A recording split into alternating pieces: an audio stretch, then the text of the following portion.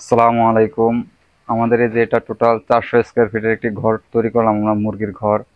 তো 400 square feet আমাদের total কত টাকা খরচ হলো, তো সেটাই আজকে আপনাদেরকে বিস্তারিত জানাবো। তো আমাদের এই ঘরটার মানে লম্বায় হচ্ছে 28 ফিট, আর চওড়ায় হচ্ছে 14 ফিট। তো 14 ফিট আর 28 ফিট আমাদের টোটাল ঘরটা 400 স্কোয়ার ফিটের একটি ঘর। তো এটা টোটাল নির্মাণ করতে আমাদের কত টাকা খরচ হলো সেটাই আজকে আপনাদেরকে জানাবো। তা আমাদের এই যে টিন দেখতে পাচ্ছেন, প্রথমে আমরা যদি টিনের কথা বলি, আমাদের টোটাল 5 বান টিন লেগেছে, উপরে 3 বান এবং ওই পাশে এবং দুই পাশে আমাদের 2 বান টিন লেগেছে। তো টোটাল আমাদের 5 বান টিন লেগেছে। টিনে আমাদের খরচ হয়েছে টোটাল 18,400 টাকা, টোটাল 5 বান টিনে। তো আমরা এবার যদি নেটের কথা বলি, আমরা এই যে দুই পাশে নেট ব্যবহার করেছি, দুই পাশে নেট ব্যবহার করছি এবং আমরা নিচেও মাচায় নেট ব্যবহার করেছি। তো আমাদের টোটাল নেটে খরচ হলো 9,700 টাকা, কারণ আমরা এখানে 720 স্কোয়ার ফিট নেট লেগেছে আমাদের টোটাল নেট। তো প্রতি স্কোয়ার ফিট আমাদের এখানে 13 টাকা 50 পয়সা করে নিয়েছে আমাদের এখান থেকে। তো আমরা দুই পাশে নেট ব্যবহার করেছি এবং মাঝে আমরা নেট ব্যবহার করেছি। তো নেট বাবদ আমাদের টোটাল 9,700 টাকা খরচ হলো। তো এবার যদি কাঠ বলি, কাঠে আমাদের বাসা আমরা গাছটা কিনেই ভাঙিয়ে নিয়েছি কাঠ করার জন্য।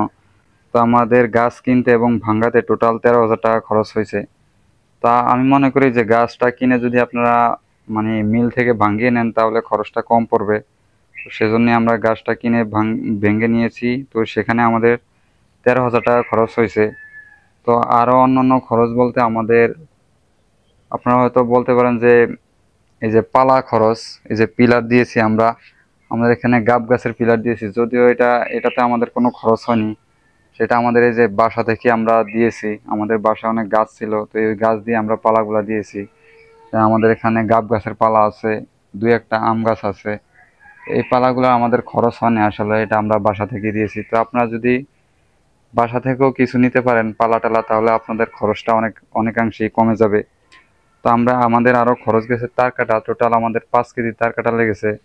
তো আমাদের তার কাটা আরও অন্যান্য ছোটো তার কাটা আরও ওয়াশার ছিল, ওখানে টোটাল আমাদের 1,000 টাকা খরচ হয়েছে। আর আমাদের একটা বাঁশ কিনা লাগছে, এই যে আমরা মাঝখানে 3টা পালা দিয়েছি, আপনারা হয়তো দেখতে পাচ্ছেন।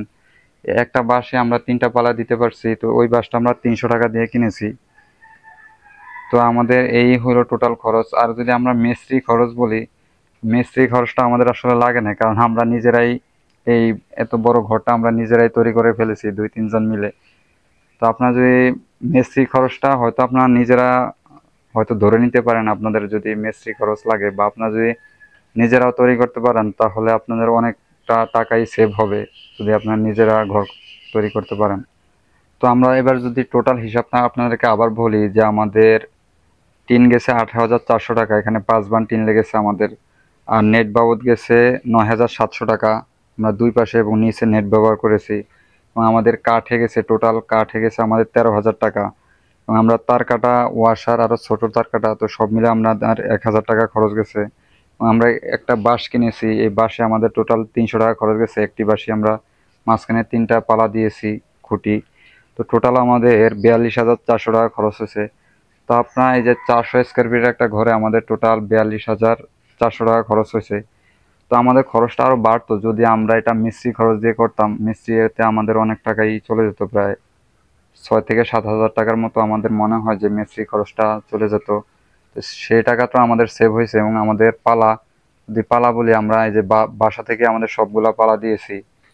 তো এই যে আমাদের সবগুলো আমাদের প্রায় অনেকগুলা পালা লেগেছে, 1 2 3 4 5 10, মানে টোটাল 15টা 14টার মতো পালা লেগেছে। তো এই 14টা পালা আমরা 3টা মাত্র বাঁশের দিয়ে দিছি, আর সবগুলো আমাদের বাসা থেকে দিয়েছি।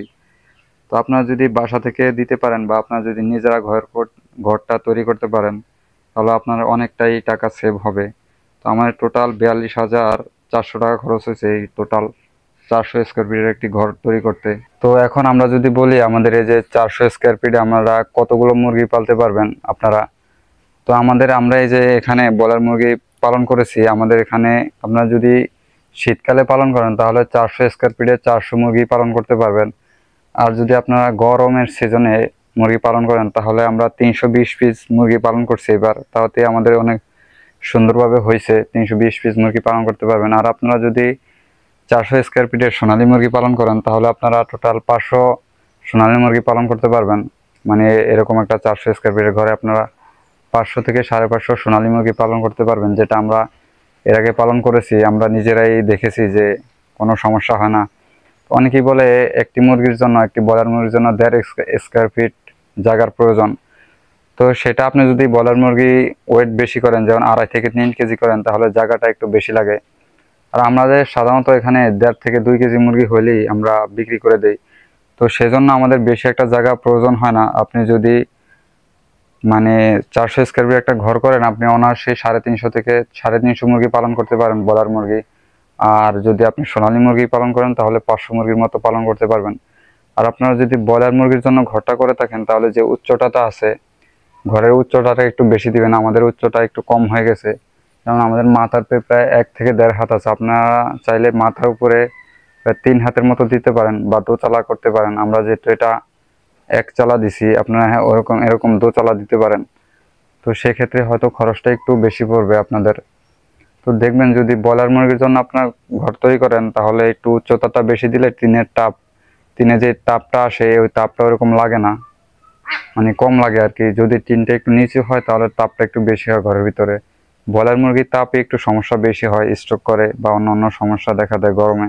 তো আপনারা দেখতে পাচ্ছেন যে আমি নিচে যে নেটটা ব্যবহার করছি, এভাবে নিচে আসলে নেট ব্যবহার করলে আপনি অনেকটাই সুবিধা পাবেন। যেরকম আপনাদের লিটার ব্যবহার করা লাগবে না, যেরকম নিচে আমরা অনেকে দেখা যায় যে বসি ব্যবহার করে, কেউ বালু ব্যবহার করে। তো সেই ঝামেলাটা আপনারা হবে না যদি আপনি নেট দিয়ে ঘরটা করেন। তাহলে নেটে আসলে অনেক সুবিধা আছে, যে ময়লাগুলা নিচে পড়ে যায়, ঘরটাও পরিষ্কার থাকে।